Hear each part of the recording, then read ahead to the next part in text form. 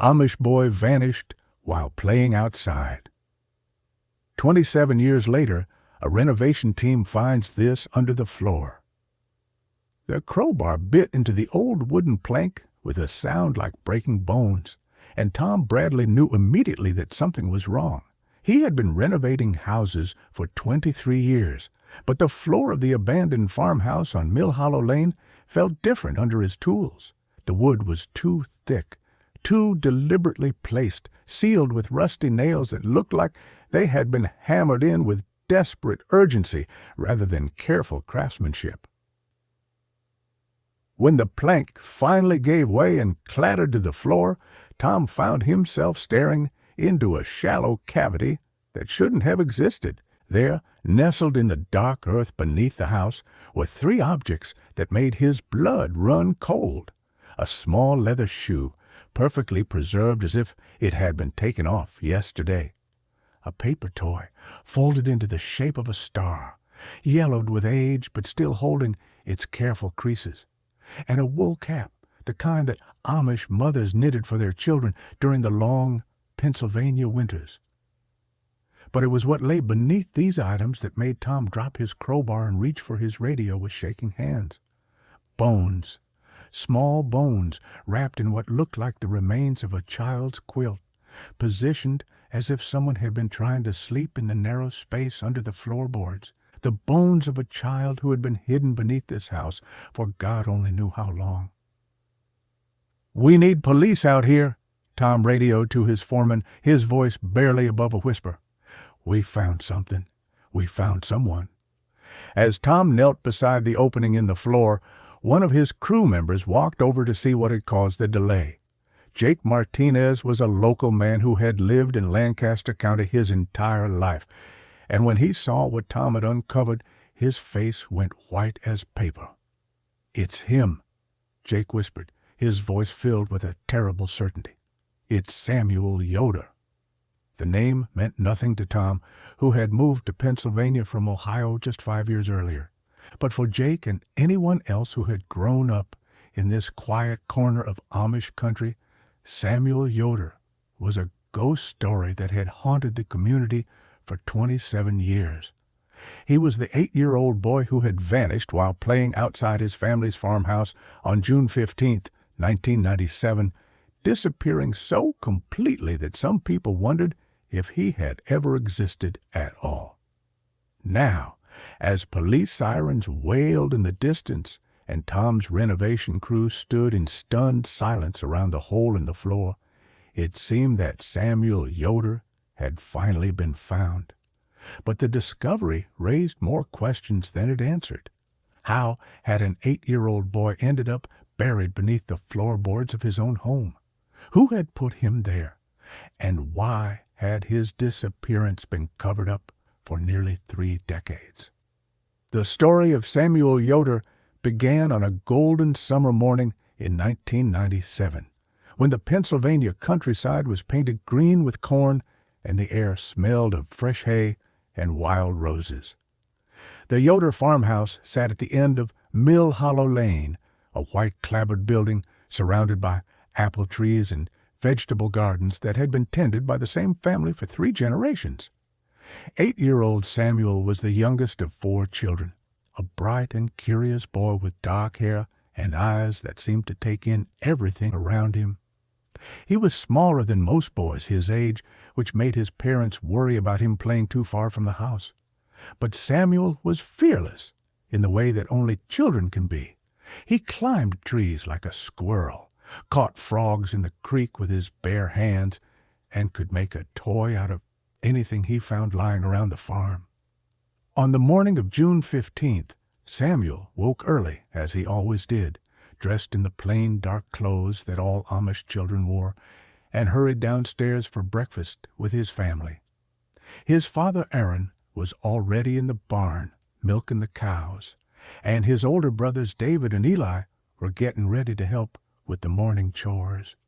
His sister Rebecca was helping their mother Naomi prepare breakfast in the kitchen that smelled of coffee and fresh bread. Samuel ate quickly, eager to get outside and play before the day grew too hot. His favorite toy was a wooden hoop that his grandfather had made for him, a simple circle of oak that Samuel could roll with a stick or spin on the ground for hours at a time. It wasn't much to look at, but to Samuel it was a wheel for an imaginary wagon, a steering wheel for a pretend car, or a target for throwing stones. After breakfast, Samuel grabbed his hoop and ran outside into the bright morning sunshine. He waved to his mother, who was hanging laundry on the line behind the house, and called out that he was going to play in the orchard. Naomi waved back and told him to stay where she could see him and to come back when she rang the dinner bell. Those were the last words Naomi Yoder ever spoke to her youngest son. Samuel rolled his hoop through the apple trees, laughing as it bounced over the uneven ground and crashed into tree trunks. He was a happy child who found joy in simple things, and the sound of his laughter carried across the farmyard like music. A neighbor working in her garden heard him playing and smiled to herself, thinking how good it was to hear children enjoying the beautiful day.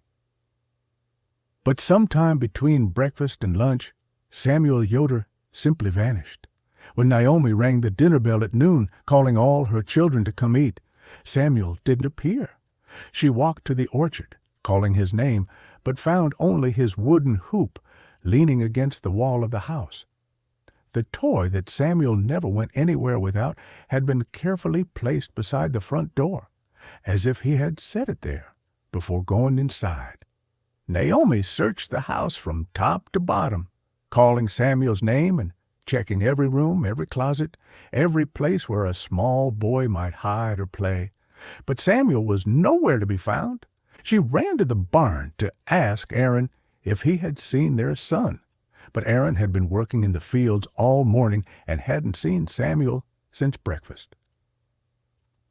By 2:00 in the afternoon, the entire Amish community was searching for Samuel Yoder. Men on horseback rode through the countryside, calling his name and checking every barn, shed, and outbuilding for miles around. Women searched the house and garden again and again, looking in places that had already been checked a dozen times. Children were sent to look in creek beds and thickets where an adult might not think to search. The search continued through the afternoon and into the evening, with lanterns bobbing through the darkness like fireflies as the community refused to give up hope. But as the hours passed and no trace of Samuel was found, the terrible realization began to sink in that something was seriously wrong.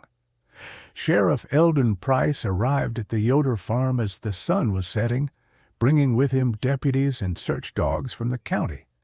The Amish community usually avoided contact with English law enforcement, but a missing child was serious enough to overcome those reservations. Even the most traditional members of the community agreed that they needed help from the outside world. Again, Sheriff Price interviewed the Yoder family and neighbors, trying to piece together Samuel's movements on the day he disappeared. But the story was frustratingly simple. Samuel had eaten breakfast, gone outside to play, and vanished without a trace. There were no strangers in the area, no unfamiliar vehicles, no signs of struggle or violence.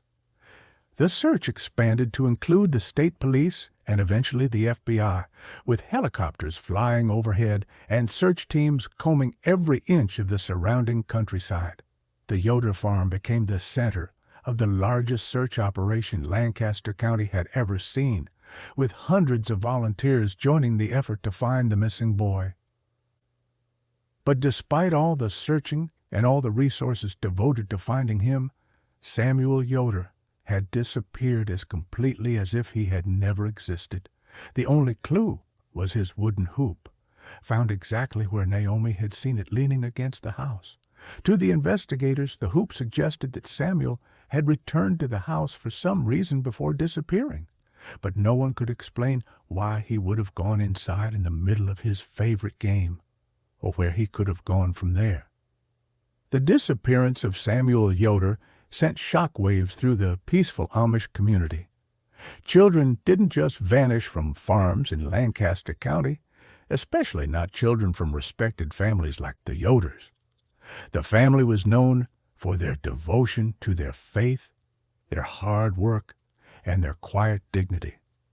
Aaron Yoder was a skilled carpenter who had built furniture for families throughout the region. Naomi was a gentle woman who was known for her kindness to neighbors and her skill at traditional crafts.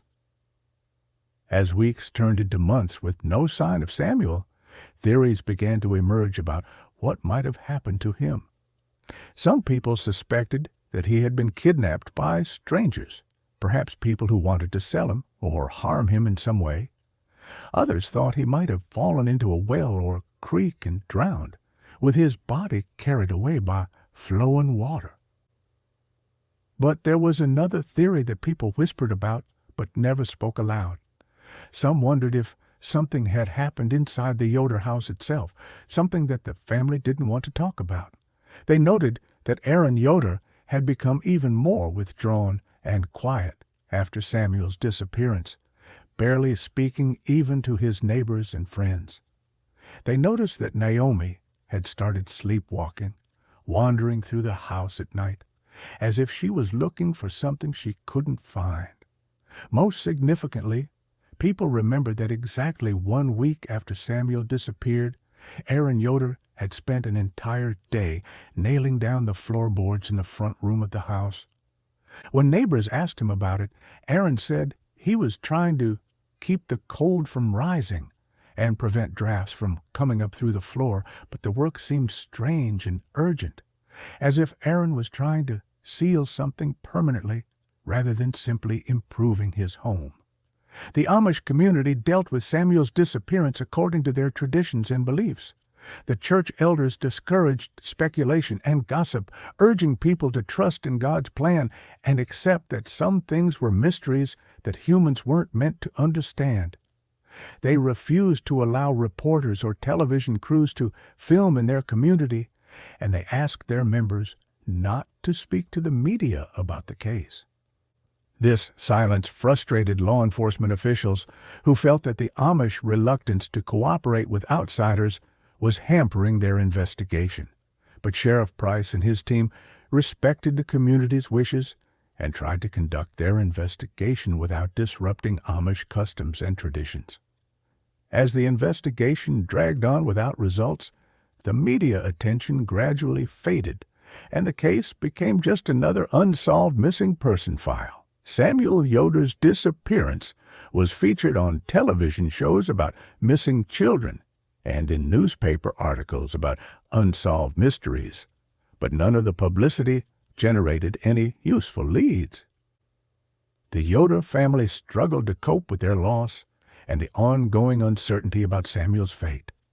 Naomi became increasingly fragile and withdrawn, spending hours sitting by the window and staring out at the orchard where Samuel had last been seen playing. Aaron threw himself into his work, building furniture with an intensity that worried his friends and neighbors. The older children tried to carry on with their lives, but the absence of their youngest brother was a constant presence in their home. In 2002, 5 years after Samuel's disappearance, the Yoder family made the difficult decision to leave their farm and move to a different Amish community in another part of Pennsylvania. They said they needed a fresh start, away from the memories and the constant reminders of their loss. The farmhouse on Mill Hollow Lane was left empty, slowly deteriorating as weather and time took their toll. Over the years, the abandoned Yoder house became something of a local legend. Teenagers would dare each other to break into the empty building, claiming they could hear strange sounds coming from beneath the floors. Some said they heard scratching or tapping, as if someone was trying to get out of a space too small to hold them. Others reported seeing lights in the windows at night, even though there was no electricity in the house. Most adults dismiss these stories as teenage imagination and the natural tendency to create ghost stories around abandoned buildings. But the reports were persistent enough that some people began to avoid the property altogether, taking longer routes to avoid driving past the empty farmhouse. The house changed hands several times over the years, but none of the new owners stayed long. One family reported that their children refused to sleep in the house, complaining that they could hear someone crying in the walls. Another owner said that his dogs would bark and whine whenever they were brought inside, as if they sensed something that humans couldn't detect. By 2024, the farmhouse had been empty for over 20 years and was in serious disrepair. The roof leaked, the windows were broken, and the wooden siding was rotting away. It seemed like the building would eventually collapse or be torn down, taking whatever secrets it held with it to the grave. But then David and Sarah Chen bought the property, planning to renovate the old farmhouse and turn it into a bed and breakfast that would give visitors a taste of life in Pennsylvania's Amish country. They hired Tom Bradley's construction company to gut the interior and rebuild it with modern amenities while preserving the building's historic character. Tom had renovated dozens of old houses and was used to finding unexpected things hidden in walls and floors. He had discovered old newspapers, bottles, toys, and even money left behind by previous occupants, but he had never found anything like what was waiting beneath the floorboards of the Yoder farmhouse.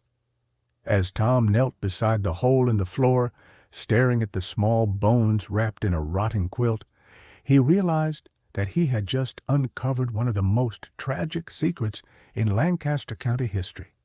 Samuel Yoder hadn't run away or been kidnapped by strangers. He had been here all along, hidden beneath the very house where he had lived and played, buried in a grave so shallow that every footstep above him might have been felt in the earth where he lay. The police arrived within minutes of Tom's call, followed by the coroner and crime scene investigators. The old farmhouse was quickly surrounded by yellow tape and filled with officials documenting every detail of the discovery.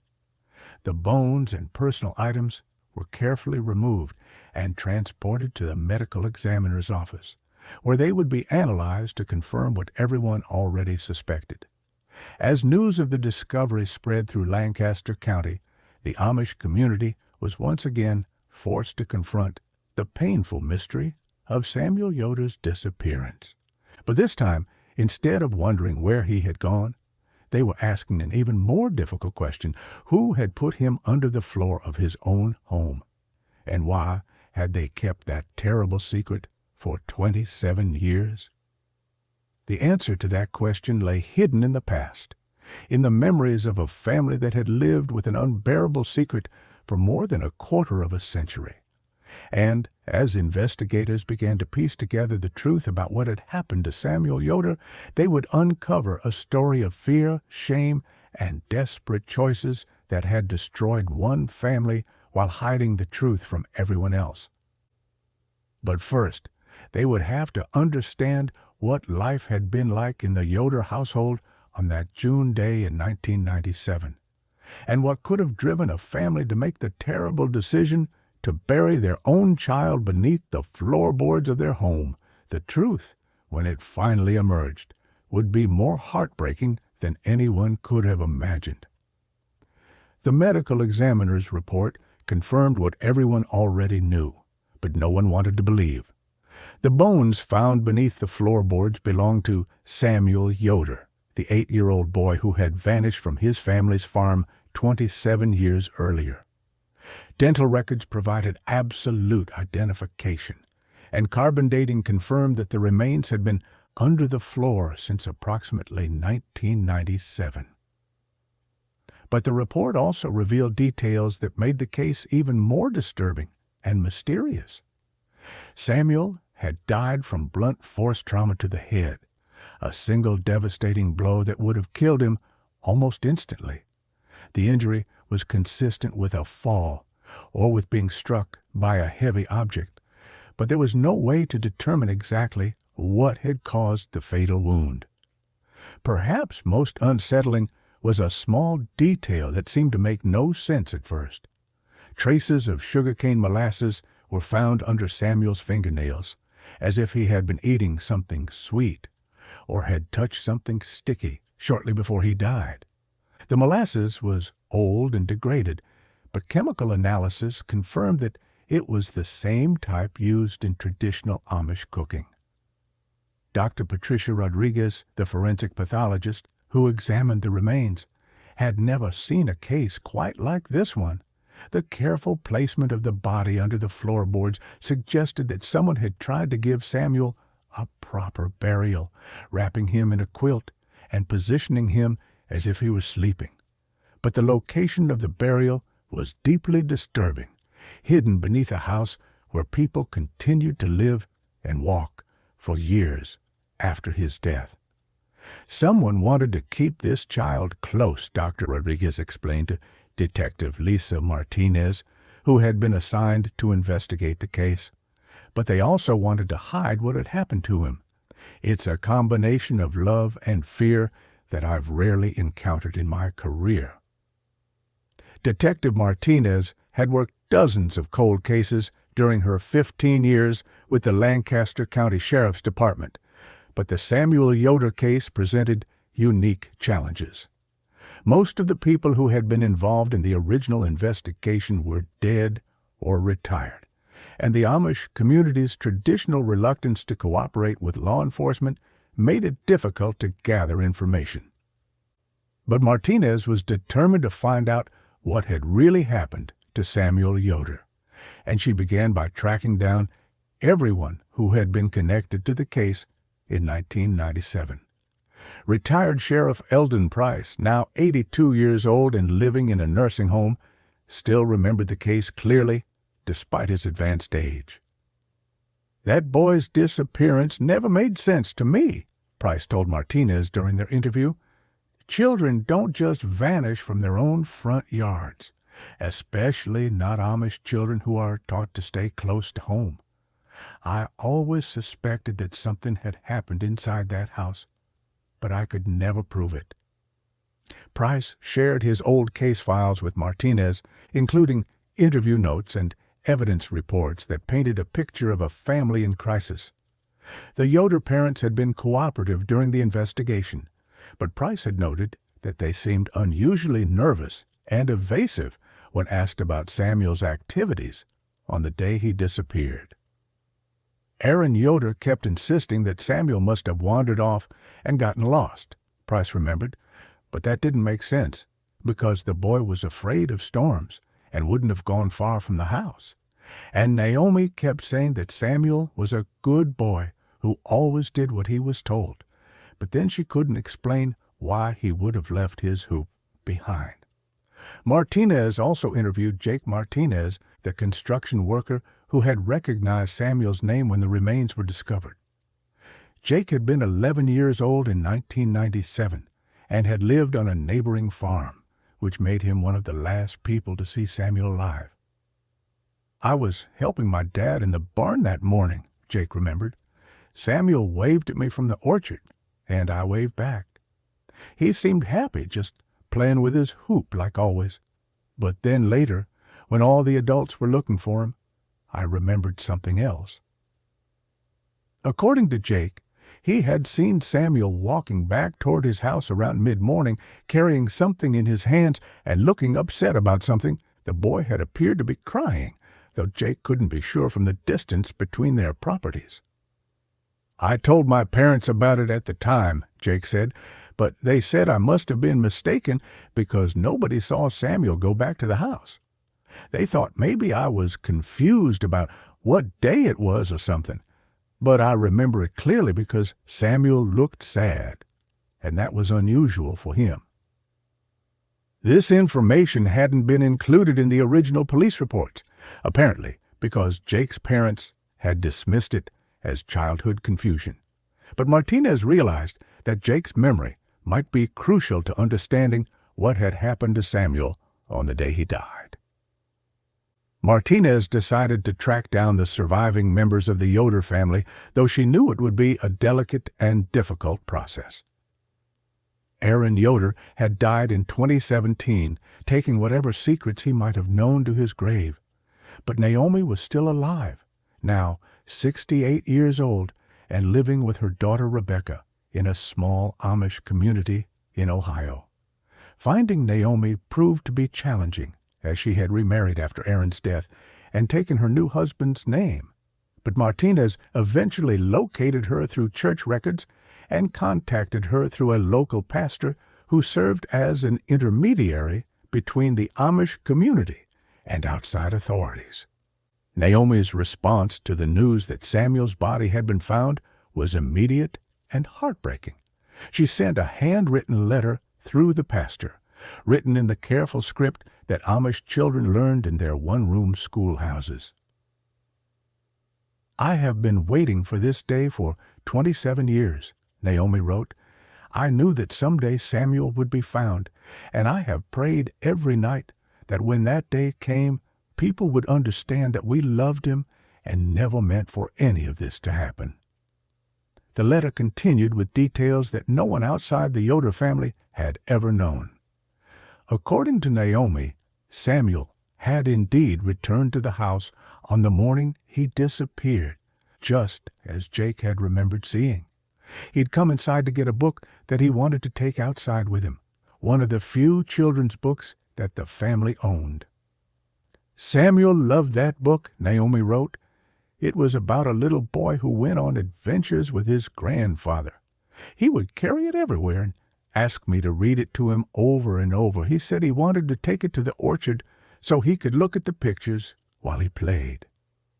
But when Samuel came into the house, something terrible had happened. According to Naomi's letter, she had been in the kitchen preparing lunch and hadn't seen exactly what occurred.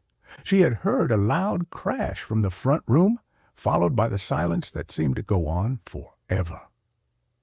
"I ran to see what had happened," Naomi wrote, "and I found Samuel on the floor. He had been reaching for something on a high shelf, and he had climbed on a chair to get it. The chair had tipped over, and he had fallen and hit his head on the corner of the wooden table that Aaron had built."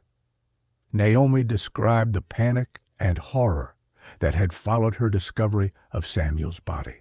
She had called for Aaron, who had come running from the barn when he heard her screams. They had tried to revive Samuel, but it was clear that he was already dead, killed instantly by the devastating head injury. "We should have called for help right away," Naomi wrote. "We should have told the truth about what happened, but Aaron was so afraid that people would blame us for not watching Samuel closely enough. He was afraid that the church would say we were bad parents, that the authorities would take our other children away." Instead of reporting the accident, Aaron and Naomi had made a desperate decision to hide what had happened. They had wrapped Samuel's body in one of Naomi's quilts and hidden him in the root cellar while they figured out what to do. For a week, they had participated in the massive search for their son, knowing all the time exactly where he was and what had happened to him. "It was the worst week of my life," Naomi wrote. "Every time someone asked me about Samuel, every time I saw people searching for him, I wanted to tell the truth. But Aaron said it was too late, that people would never forgive us for lying. He said we had to protect our other children, even if it meant living with this terrible secret." After a week of searching, when it became clear that the investigation was going to continue indefinitely, Aaron had made the decision to bury Samuel beneath the floorboards of their own home. He had chosen a spot in the front room where the wooden floor could be lifted and replaced without obvious signs of disturbance. Aaron said it was the only way to keep Samuel close to us, Naomi wrote. He said that Samuel would want to stay home with his family, even if he couldn't be with us the way we had planned. It wasn't right, but at the time it seemed like the only choice we had. The burial had taken place at night, with Aaron carefully removing the floorboards and digging a shallow grave in the earth beneath the house. They had placed Samuel's body in the hole along with some of his favorite possessions: his shoes, a paper star he had folded from a piece of newspaper, and the wool cap that Naomi had knitted for him the previous winter. Aaron had then reinstalled the floorboards, using extra nails to make sure they were securely fastened. To anyone else, it looked like normal home maintenance, the kind of work that Amish men did regularly to keep their houses in good repair. But Naomi's letter revealed that living with the secret had been torture for the entire family. She described hearing footsteps above Samuel's burial spot and wondering if he could somehow sense their presence. She wrote about sleepwalking episodes where she would find herself standing in the front room at night, as if some part of her was trying to reach her dead son. The other children knew something was wrong, Naomi wrote. They could see that Aaron and I were different after Samuel died, but they didn't know why. Rebecca started having nightmares, and the boys became quiet and withdrawn. We were destroying our family to keep a secret that was destroying us. Martinez was stunned by the detailed confession in Naomi's letter, but she knew that there were still gaps in the story that needed to be filled. She contacted Naomi again through the pastor, asking for more details about the circumstances of Samuel's death and the family's decision to hide it. This time, Naomi's response included a torn page from what appeared to be an old journal or diary.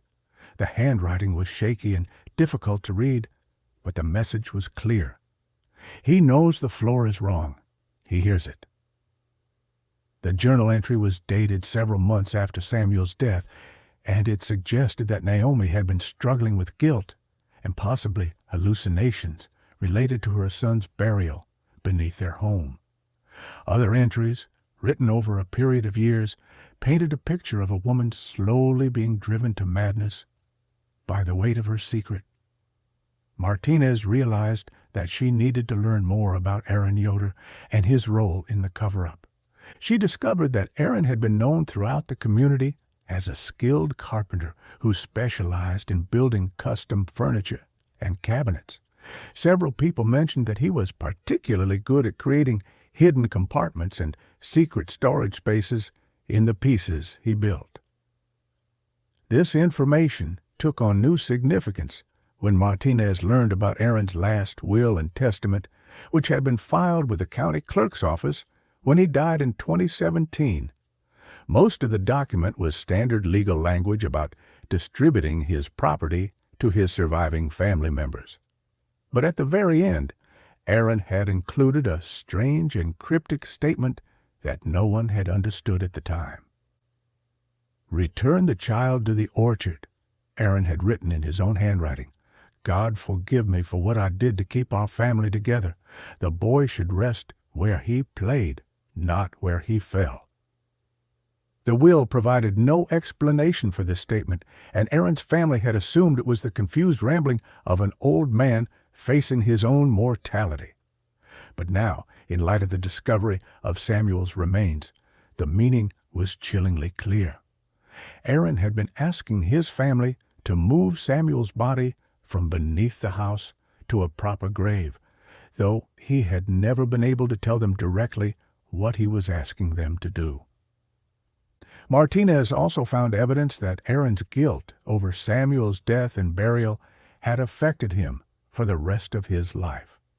Neighbors remembered that he had become increasingly reclusive after the family moved away from Mill Hollow Lane, rarely speaking to anyone outside his immediate family. His carpentry work had become obsessively detailed and perfect, as if he was trying to atone for one terrible mistake by never making another one. Most significantly, Martinez discovered that Aaron had returned to the abandoned farmhouse several times over the years, always alone and always at night. A neighbor who lived near the property had seen him walking around the empty building with a lantern, though she had never understood what he was doing there. He looked like he was in pain, the neighbor remembered, like he was carrying some kind of burden that was too heavy for him. I thought maybe he was just nostalgic for the old place, but now I wonder if he was visiting his son. As Martinez pieced together the full story of what had happened to Samuel Yoder, she realized that she was looking at a tragedy that had destroyed not just one life, but an entire family. Samuel's accidental death had been terrible enough, but the decision to hide what had happened had created decades of guilt, fear, and psychological damage for everyone involved. The case also raised difficult questions about the pressures and expectations that could drive people to make desperate choices.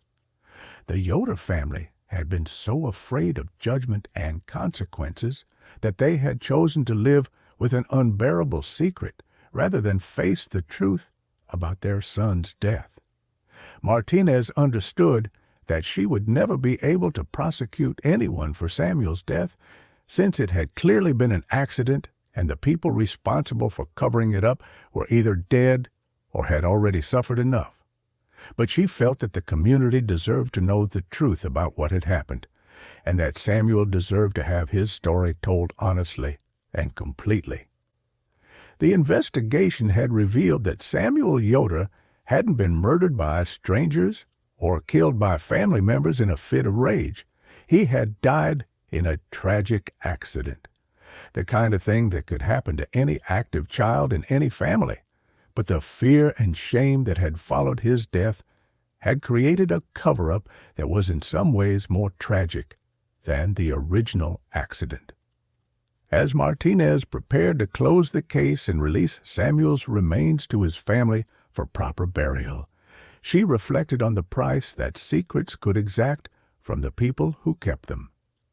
The Yoder family had thought they were protecting themselves and their other children by hiding the truth about Samuel's death. Instead, they had created a burden that had haunted them for the rest of their lives and had prevented Samuel from receiving the proper burial and mourning that every child deserved. The discovery of Samuel's body under the floorboards had finally brought the truth to light, but it had come too late to save the family that had been destroyed by their decision to hide what had happened. Samuel Yoder could finally rest in peace, but the cost of that peace had been measured in decades of pain and guilt that had consumed the people who had loved him most. The forensic investigation into Samuel Yoder's death revealed one more crucial detail that hadn't been mentioned in Naomi's letter. Among the items found with Samuel's remains was a small music box, tarnished with age but still functional. When investigators carefully wound the mechanism, it played a haunting melody that several older residents of the community recognized as a lullaby that Amish mothers traditionally sang to their children. Dr. Rodriguez noted that the music box showed signs of having been handled frequently over the years. The metal was worn smooth in places where fingers had touched it, and the interior lid bore what appeared to be tiny fingerprints preserved in decades-old dust. Most disturbing of all, scratched into the wooden base of the music box in shaky letters, was a single word: "Here." The music box had not been mentioned in any of the original police reports or in the inventory of Samuel's possessions that his parents had provided to investigators in 1997. This suggested that it had been placed with Samuel's body after his burial, possibly added years later during one of Aaron's secret visits to the abandoned farmhouse. Detective Martinez realized that the music box might be the key to understanding the psychological impact that Samuel's death and burial had had on his family. She contacted several experts in childhood trauma and family psychology, hoping to gain insight into how the Yoder family had coped with their terrible secret over the years. Dr. Sarah Mitchell, a psychologist who specialized in treating families affected by traumatic loss, reviewed the evidence and concluded that the Yoders had created a form of complicated grief that had prevented them from processing Samuel's death in healthy ways. By hiding Samuel's body and pretending that he had simply disappeared, the family was unable to go through the normal stages of grief and mourning. Dr. Mitchell explained. Instead, they were forced to live in a state of suspended reality where Samuel was both dead and missing, both gone and somehow still present in their daily lives. The music box suggested that one or both parents had continued to visit Samuel's burial site and to treat it as if it were a child's bedroom rather than a grave.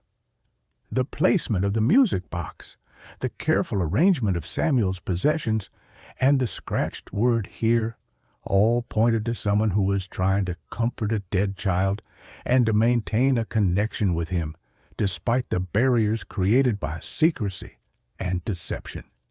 Martinez decided to make one more attempt to contact Naomi Yoder, hoping to learn more about the music box and the family's long-term struggle with their secret.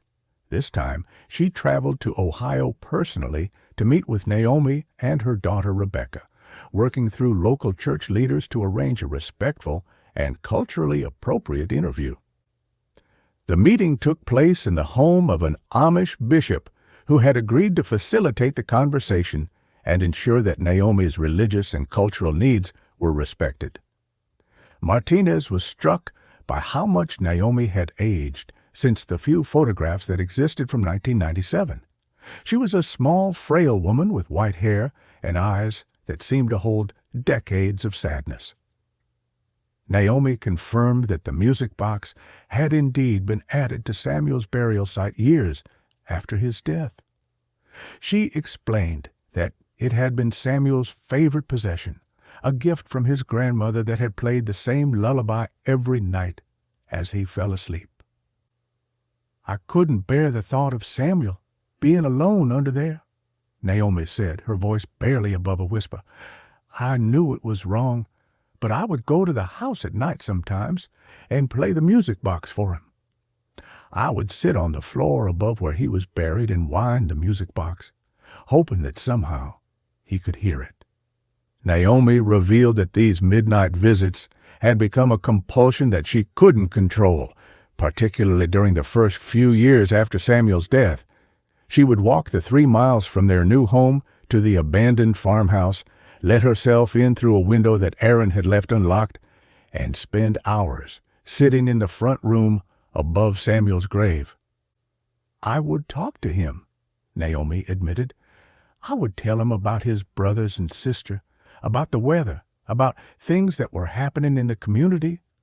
I knew he couldn't hear me, but I couldn't stop myself from trying to maintain some kind of connection with him."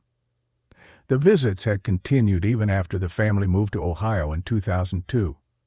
Naomi would take bus trips back to Pennsylvania, telling her family that she was visiting old friends or attending church events. Instead, she would spend her time at the abandoned farmhouse, maintaining what she saw as a vigil for her dead son. "Aaron never knew about the visits," Naomi said. "He had forbidden me from ever going back to the house, and he would have been furious if he had found out. But I couldn't help myself. I felt like I was abandoning Samuel if I didn't visit him regularly."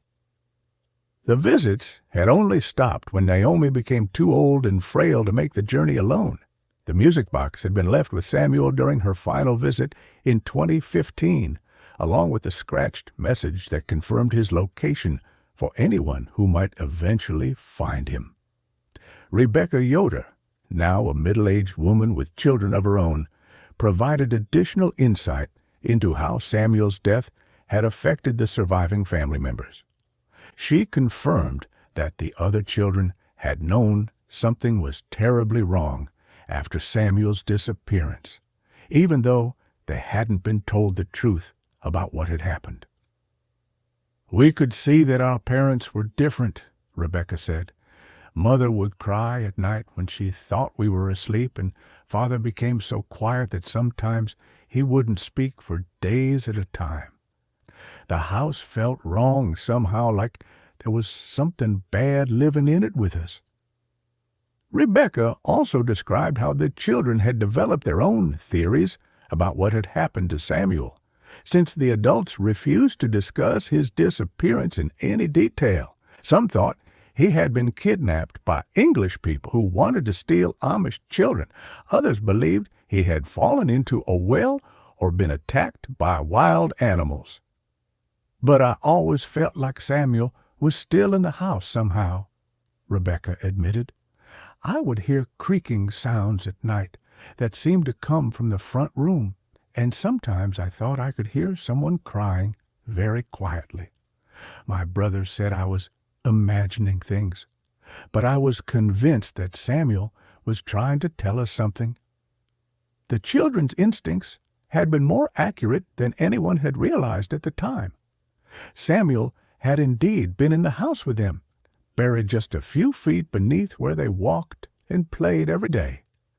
The sounds Rebecca had heard might have been the settling of old wood, but they might also have been the psychological manifestation of a family secret that was too large and terrible to contain. Rebecca revealed that she had eventually learned the truth about Samuel's death and burial, though not until she was an adult with children of her own. Naomi had told her the story during a moment of crisis in 2010, when Rebecca was struggling with her own feelings of guilt about not being able to save her marriage. Mother said she couldn't bear to watch me suffer alone the way she had suffered alone for so many years, Rebecca explained. She told me everything about Samuel's accident and about Father's decision to hide what had happened. She made me promise never to tell anyone else, but she said she needed at least one person in the family to know the truth. Learning about Samuel's fate had been devastating for Rebecca, but it had also provided answers to questions that had haunted her for decades. She finally understood why her parents had been so changed after Samuel's disappearance, why they had moved away from the family farm, and why they had never seemed to fully engage with life in the same way they had before.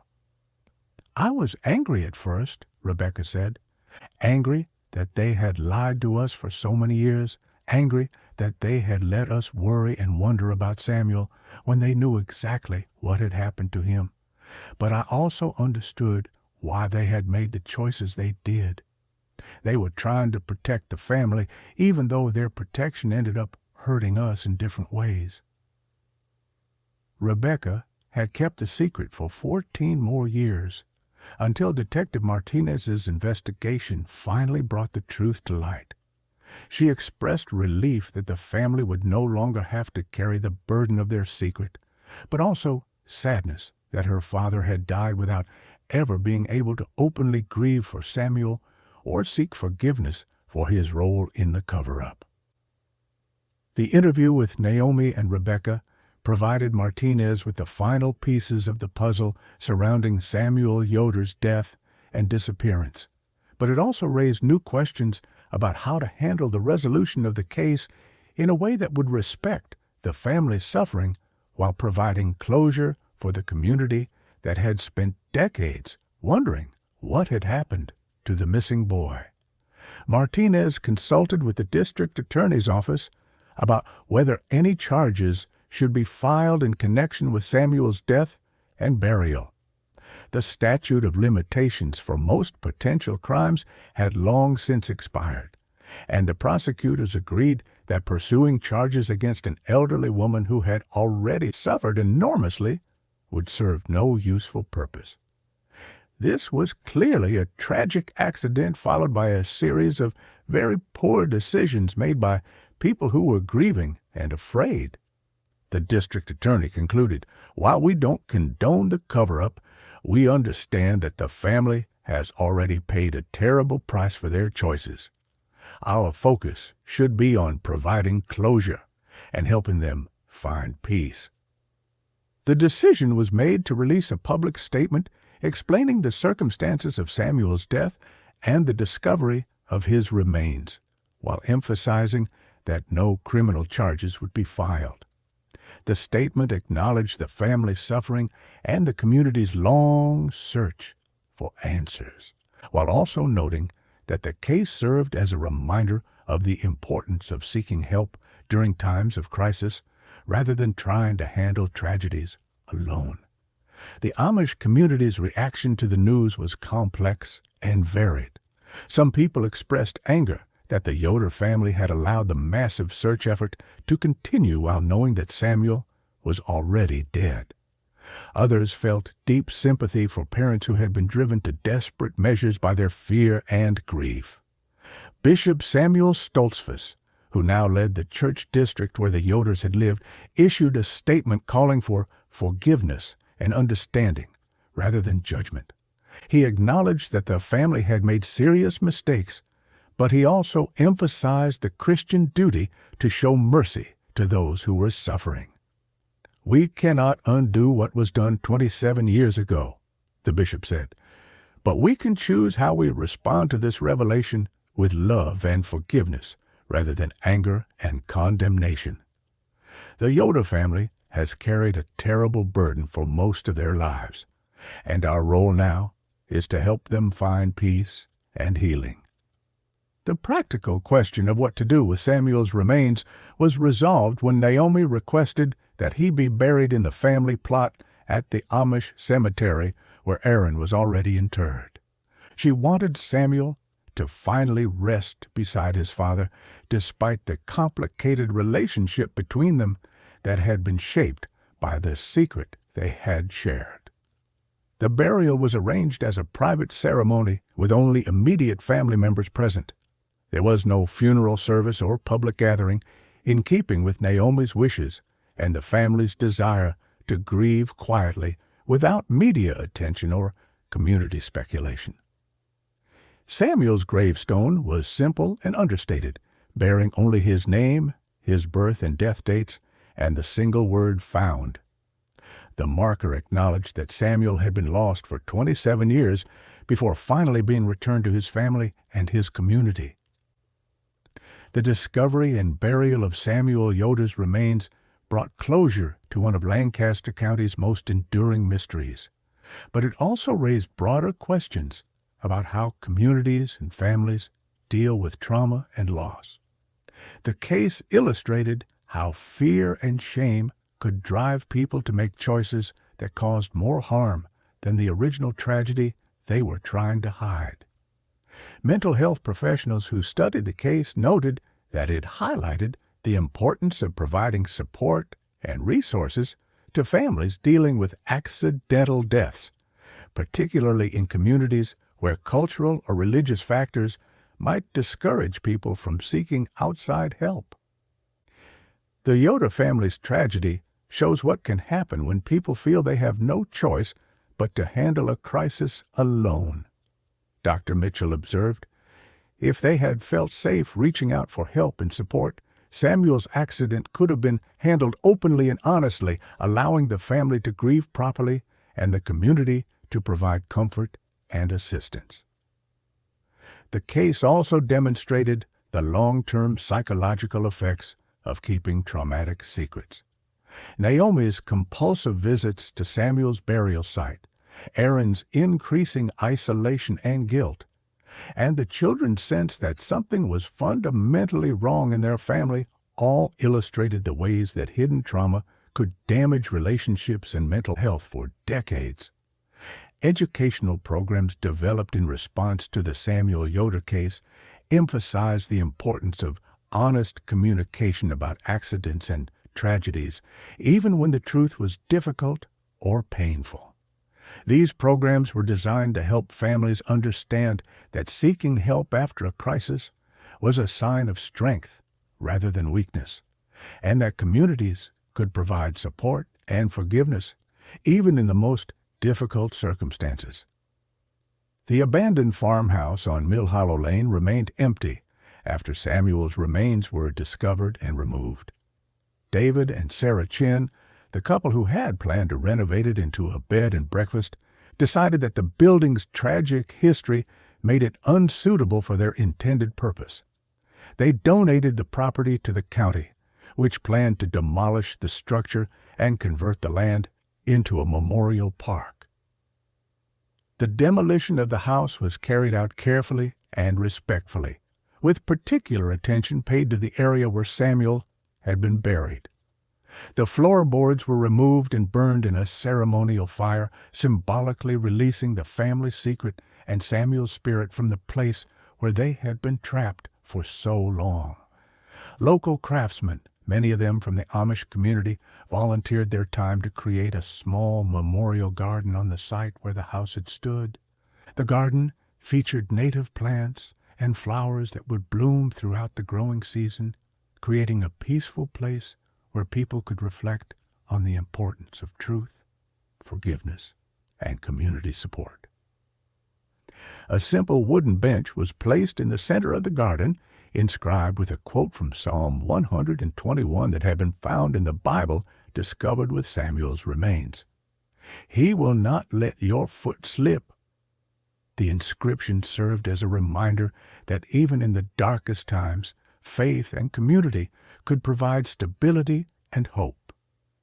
3 years after Samuel Yoder's remains were discovered beneath the floorboards of his family's former home, the case continued to have ripple effects throughout Lancaster County and beyond. The story had captured national attention not just because of its tragic circumstances, but because it raised fundamental questions about family loyalty, community pressure, and the destructive power of secrets. Dr. Sarah Mitchell had spent those 3 years conducting a longitudinal study of how the revelation of long-held family secrets affected not just the immediate family members, but the broader community that had been touched by the original tragedy. Her research, funded by grants from the National Institute of Mental Health, had yielded insights that were changing how mental health professionals approached cases involving traumatic family secrets. The Samuel Yoder case demonstrated that secrets don't just affect the people who keep them, Dr. Mitchell explained during a presentation at a national conference on family trauma. They create ripple effects that can damage relationships and psychological well-being across multiple generations and throughout entire communities. Dr. Mitchell's research had involved interviews with dozens of people who had been affected by Samuel's disappearance and the subsequent discovery of his remains. She had spoken with family members, neighbors, law enforcement officials, and community leaders, building a comprehensive picture of how the case had influenced the lives of everyone it touched. One of her most significant findings was that many people in the Amish community had suspected for years that the official story of Samuel's disappearance didn't make complete sense. While they had never imagined the true circumstances of his death and burial, they had noticed inconsistencies in the family's behavior and responses that had created a lingering sense of unease. Multiple people mentioned feeling that something was not right about the case, Dr. Mitchell noted. They couldn't articulate exactly what bothered them, but they had an intuitive sense that important information was being withheld. This created a kind of community-wide anxiety that persisted for decades. The revelation of the truth about Samuel's death had actually brought relief to many community members, even though the facts were more disturbing than what they had imagined. Learning that Samuel had died in an accident rather than being kidnapped or murdered had helped people feel safer and more secure in their own homes and neighborhoods. Sometimes the truth is less frightening than the unknown, Dr. Mitchell observed. When people don't have accurate information about a tragedy, their imaginations often create scenarios that are worse than reality. In this case, knowing what actually happened allowed the community to process their feelings and move toward healing. But the case had also forced the Amish community to confront difficult questions about how their traditional values and practices might sometimes prevent people from seeking help during times of crisis.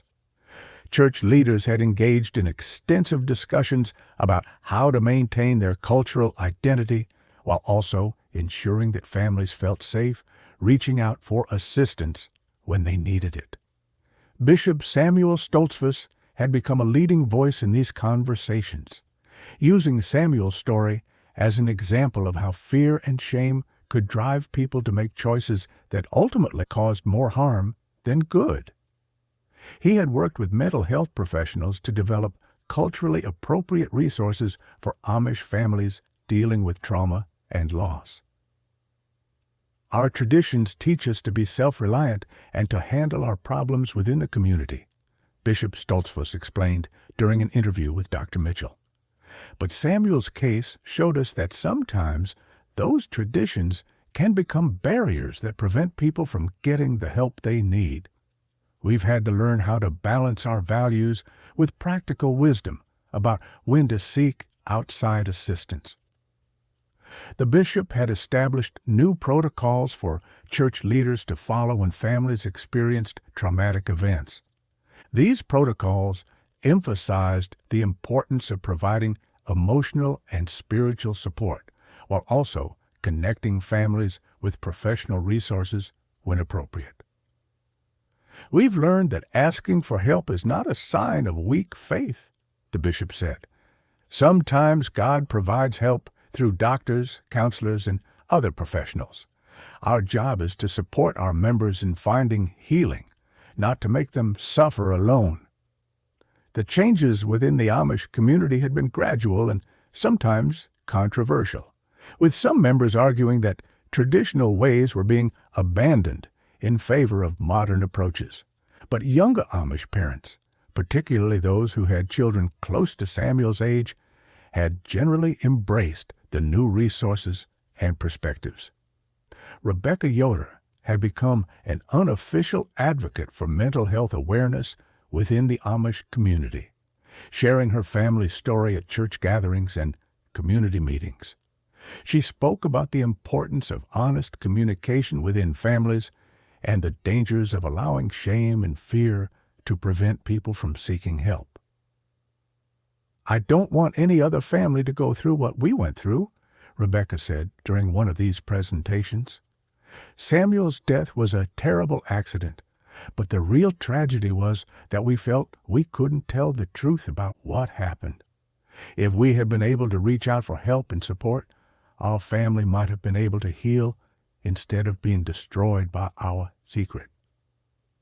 Rebecca's advocacy work had helped other families come forward with their own stories of hidden trauma and unresolved grief. Several cases had emerged of families who had been struggling with secrets for years, unable to find appropriate ways to address their pain and guilt. One particularly significant case involved a family whose teenage son had committed suicide 5 years earlier.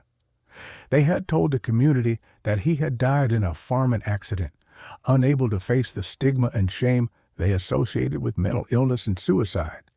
The family had been slowly disintegrating under the weight of their secret until Rebecca's story gave them the courage to seek help. Rebecca's willingness to share her family's experience gave us permission to tell our own truth, the mother of the suicide victim explained. We realized that keeping secrets was hurting us more than facing the judgment we were afraid of. Dr. Mitchell's research had also examined the psychological impact on Naomi Yoder of finally being able to tell the truth about Samuel's death after 27 years of secrecy. The elderly woman had agreed to participate in several interviews as part of the study, hoping that her experience might help other families avoid similar tragedies. "Telling the truth was both the hardest and the most liberating thing I've ever done," Naomi said during one of these interviews. "For 27 years, I woke up every morning carrying the weight of what we had done. I couldn't pray without thinking about Samuel under those floorboards. I couldn't see other children playing without remembering what we had taken away from him." Naomi described the psychological torture of participating in the search for Samuel while knowing exactly where he was and what had happened to him. She had been forced to accept comfort and sympathy from neighbors and friends while lying to them about the most important event in her family's life.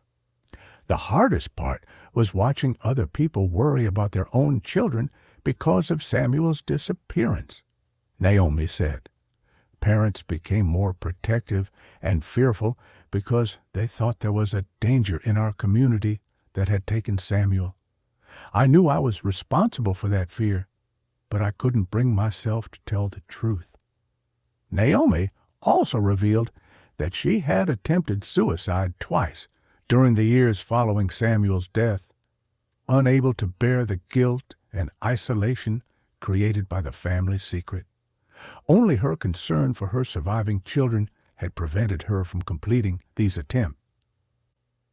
"I felt like Samuel was calling to me from under those floorboards," Naomi said. "Sometimes I thought the only way to make things right was to join him there, but I couldn't abandon my other children even though I felt like I had already failed them by lying about Samuel." The interviews with Naomi had provided Dr. Mitchell with unprecedented insight into the psychological mechanisms that allowed people to maintain traumatic secrets for extended periods. Naomi had developed elaborate mental strategies for compartmentalizing her guilt and grief, creating separate realities in her mind where Samuel was simultaneously dead and missing. Naomi's case illustrates the incredible psychological cost of keeping traumatic secrets, Dr. Mitchell explained. She essentially had to split her consciousness, living simultaneously in the reality where Samuel was dead and the reality where he was missing. This kind of psychological fragmentation can cause severe long-term damage to mental health and family relationships. But Dr. Mitchell had also documented Naomi's remarkable resilience and her gradual healing after the truth about Samuel's death became public. Despite her advanced age and decades of psychological trauma, Naomi had shown significant improvement in her mental health once she no longer had to maintain the family's secret. "The human capacity for healing is truly extraordinary," Dr. Mitchell observed. Even after 27 years of carrying this burden, Naomi was able to find peace and closure once the truth was revealed. Her recovery shows that it's never too late to address traumatic secrets and begin the healing process. The Samuel Yoder case had also influenced law enforcement practices throughout Pennsylvania and other states with significant Amish populations. Detective Martinez had developed training programs to help police officers better understand the cultural factors that might influence how traditional religious communities responded to traumatic events. "We learned that our standard investigative techniques weren't always appropriate for working with Amish families," Martinez explained during one of these training sessions.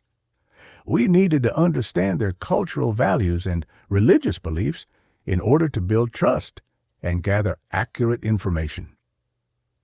The training programs emphasized the importance of working with community leaders and religious authorities when investigating crimes or accidents involving Amish families. They also taught officers to recognize signs that families might be withholding information due to fear or shame rather than malicious intent.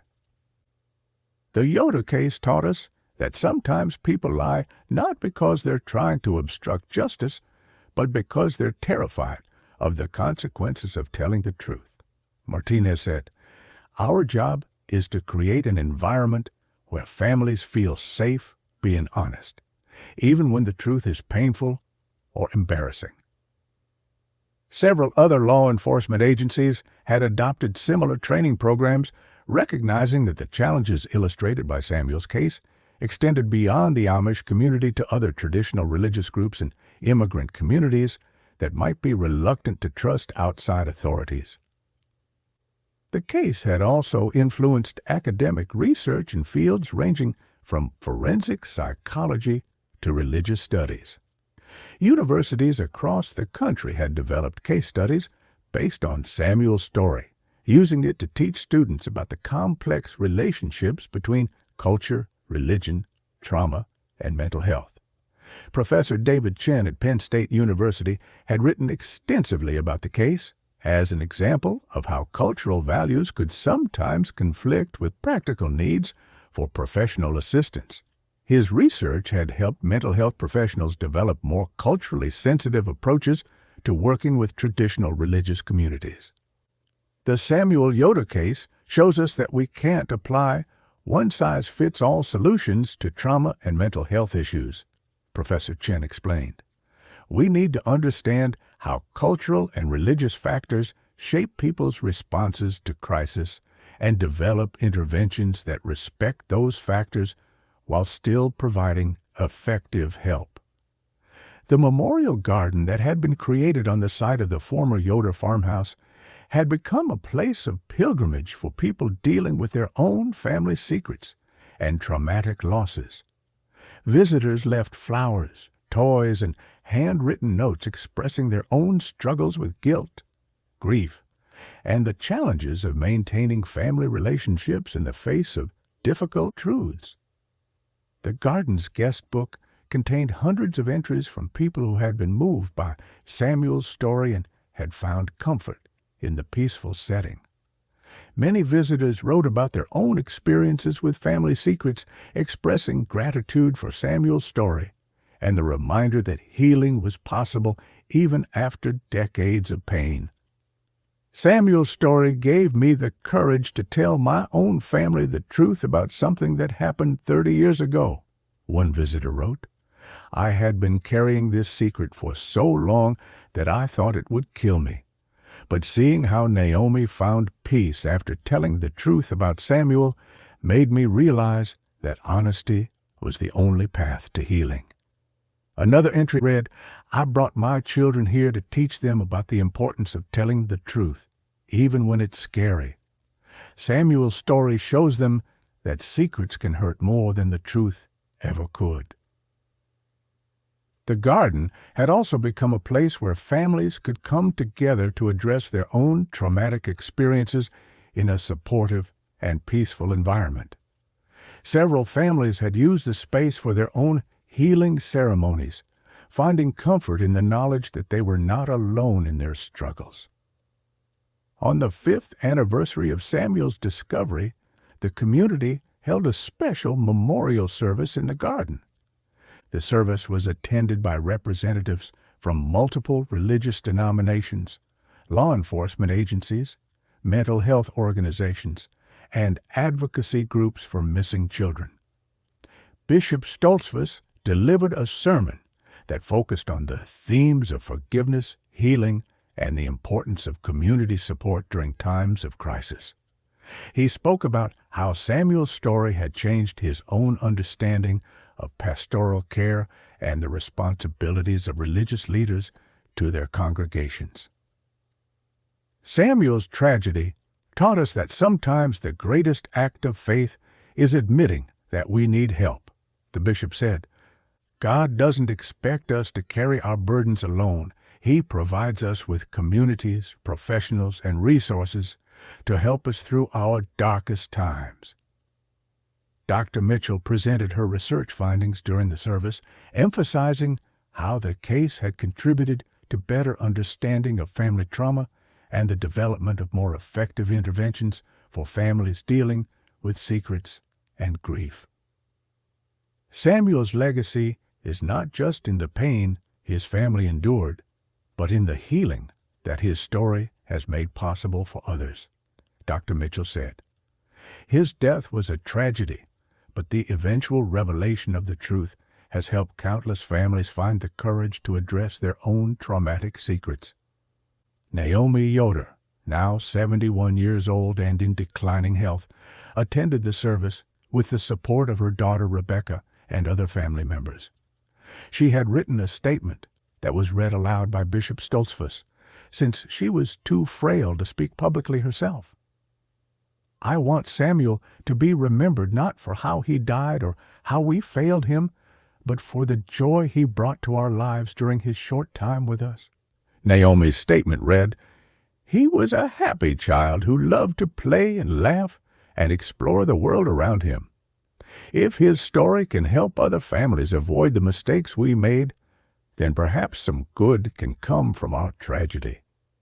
The statement continued, I have spent the last 5 years learning to forgive myself for the choices we made after Samuel's accident.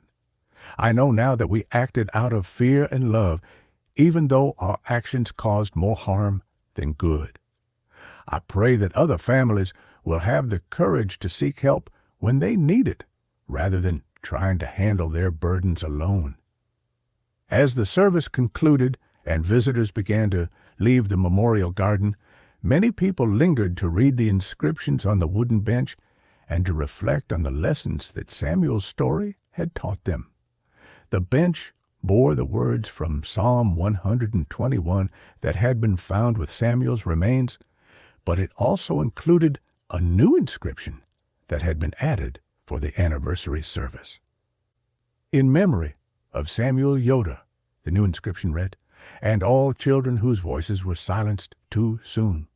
May their stories inspire us to listen more carefully, love more deeply, and seek truth more courageously. The evening sun cast long shadows across the memorial garden as the last visitors departed, leaving behind a place that had been transformed from a site of tragedy into a source of healing and hope. Samuel Yoder's story had begun with a terrible accident and a family's desperate attempt to hide their pain, but it had evolved into something larger and more meaningful, a reminder of the power of truth to heal wounds, the importance of community support during times of crisis, and the possibility of finding redemption even in the darkest circumstances. The floorboards that had hidden Samuel's remains for 27 years had finally been removed, replaced by open ground where flowers could grow and families could find peace. The truth that had been buried beneath the surface had finally been brought into the light, where it could serve as a guide for others facing their own struggles with secrets, shame, and the challenge of maintaining hope in the face of overwhelming loss. Samuel Yoder had knocked from beneath those floorboards for 27 years, waiting for someone to hear him and bring him home. When his voice was finally heard, it spoke not just of his own tragedy, but of the universal human need for truth, forgiveness, and the courage to face our deepest fears with the support of those who love us. His story would continue to echo in the hearts and minds of all who heard it, a reminder that even the most carefully hidden secrets would eventually find their way to the surface, and that healing was always possible for those brave enough to embrace the truth.